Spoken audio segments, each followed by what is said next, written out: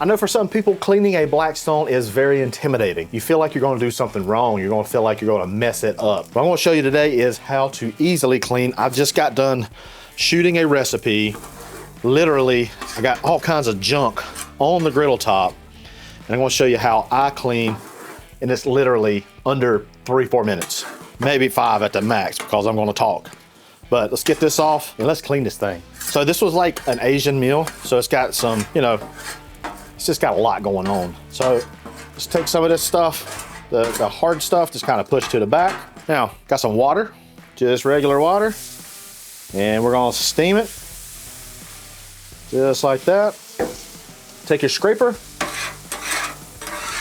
and just start scraping at it. Pushing it towards the back. Now my griddle pitches towards here, and so I got a lot of liquid over here, but that's okay. But as you can see, a lot of the stuff that was there, it's already gone. Now, I got all my burners on low, so you don't want to go really, really high here, guys, because you don't want the water just to start evaporating and spitting and spattering everywhere, okay? But you do want it on. Now, I got one of these. This is basically a bench scraper, but there are some scrapers, cleaners for the griddle as well. I have a lot more control with it, especially on the smaller things. But this is it, y'all. Don't take a lot.